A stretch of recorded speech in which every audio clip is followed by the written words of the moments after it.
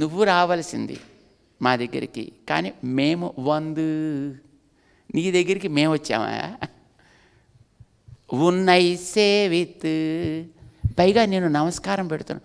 మగవాడు ఆడవాళ్ళ దగ్గర నమస్కారం పెట్టుకోవాలి వాళ్ళ ప్రేమ ఆర్జించడానికి, అంతేకాని ఆడవాడు వెళ్ళి మగవాడి దగ్గర పెద్ద రిక్వెస్ట్ చేయడం అలా ఉండదండి.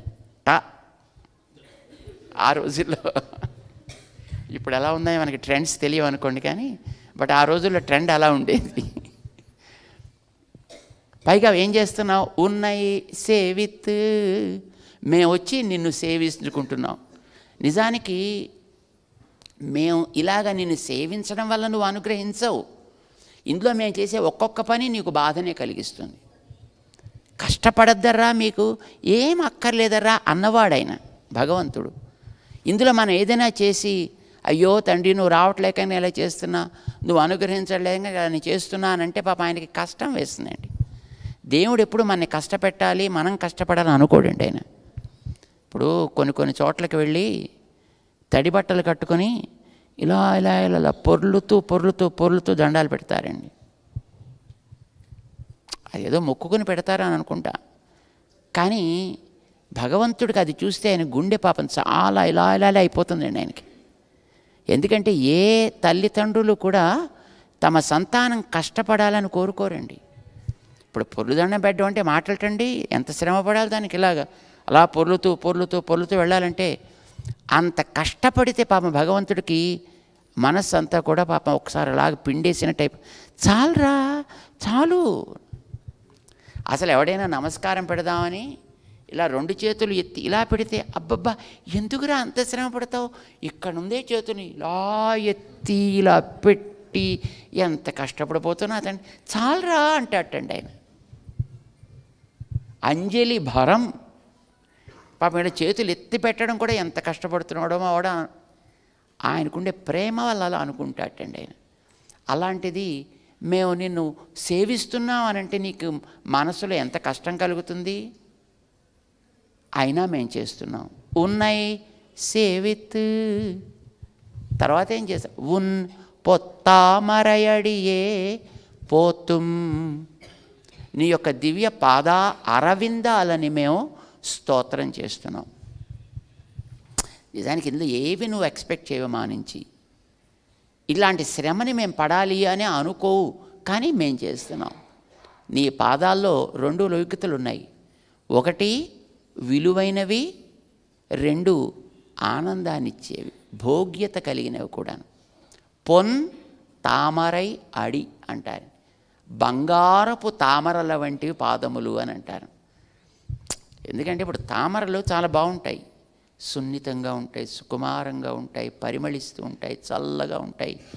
కానీ దాంట్లో అంత పెద్ద విలువ ఉండదండి, కోట్లు చేసే విలువ ఉండదండి.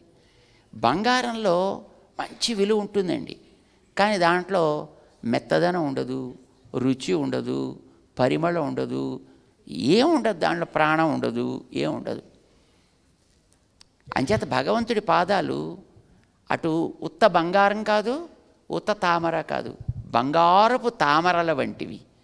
అంటే అందులో విలువ ఉంది, భోగ్యత ఉంది, ఆనందాన్ని ఇచ్చే లక్షణం ఉంది దాంట్లో. పొత్తామరయడియే, మమ్మల్ని అందరినీ తరింపచేసే పాదాలు కదా అవి. పోట్rum, దాన్ని మేము స్తోత్రం చేస్తున్నాం. ఎందుకు చేస్తున్నాం, ఎట్లా చేస్తున్నాం తెలుసుకోవద్దాయా? పోతుం పొరుల్ కేళాయి, వింటున్నావా లేదా అడుగుతున్నారు. పాపం వీళ్ళు ఇంతలా మాట్లాడుతుంటే ఆయన అలా పిచ్చివాడైపోయి అలా చూస్తూ ఉండిపోయాడు. ఆయన ఎంత మంచిగా మాట్లాడుతున్నారా, ఎంత కష్టపడి వచ్చారా అన్నట్టుగా పాపం వీళ్ళ శ్రమని చూసి ఆయనకి మనస్సులో కొంచెం బాధ వేసింది. అయ్యో ఇంత కష్టపెట్టానే పాపం వీళ్ళని, ఇంత చేయకుండానే పాపం వాళ్ళకి కావాల్సింది ఏదో నేను చేసి ఉండాల్సింది కదా అన్నట్టుగా ఆయన అలా చూస్తుంటే ఆయన, ఏంటది చూపు, మేము చెప్పేది వింటున్నావా లేకపోతే కళ్ళతోటి అప్పుడే ఏదో నీకు కావాల్సింది ఏదో నువ్వు పొందేస్తున్నట్టుగా నువ్వు సంతృప్తిపడిపోతున్నావేమిటి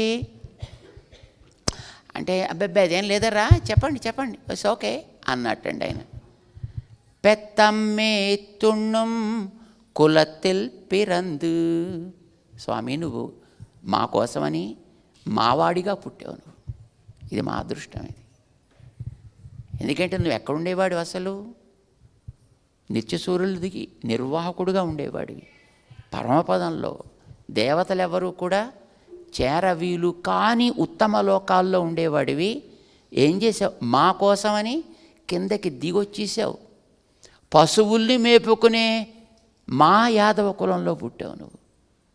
మా గొల్ల కులంలో పుట్టావా? ఇది మేము చేసుకున్న అదృష్టం. ఇది మావాడు అనుకుని చక్కగా భుజం మీద చెయ్యి వేసి నడవగలిగే స్థితిలోకి నువ్వు వచ్చావు. మా పెత్తం మేత్తు ఉణ్ణుం. నిజానికి నువ్వు తినేవాడివి కాదు. నువ్వు దేవుడికి తిండి గిండి ఏం అవసరం లేదండి. కానీ ఇప్పుడు మనం పెడితే తినే స్థితిలోకి వచ్చాడండి ఆయన.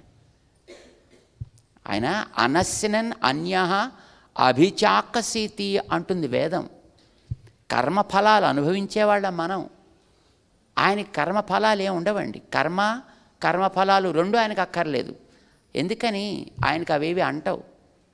ఆయన పాదరసం లాంటి వాడండి. పాదరసం ఎందులో వేసిన దాని అంటించుకోదు కదా. అట్లాగా ఆయన దేన్ని అంటించుకునేవాడు కాడు. ఆయన యొక్క స్థితి అట్లాంటిది. అట్లాంటి నువ్వు మాతో పాటు గొల్లవాడిగా పుట్టి, మాతో పాటు ఆ చద్దికూడు తింటూ, మాతో పాటు పశువుల్ని మేపుకుంటూ, ఇవేవీ నీకు అక్కర్లేదు. ఇవన్నీ నువ్వు మా కోసం చేస్తున్నావు. ఎందుకు చేసావు ఇవన్నీ? మమ్మల్ని అందరినీ కూడా మా మనస్సులలో ఉండేటటువంటి తీవ్ర వ్యతిరేక భావాలని మార్చి నీ దాసుల్ని చేసుకోవడం కోసమే కదయ్యా నువ్వు ఇవన్నీ చేసింది. దీనికోసం కాకపోతే నువ్వు నీ ఊళ్ళోనే కూర్చోవలసింది కదా. మా ఊరు ఎందుకు వచ్చావు? మావాడింది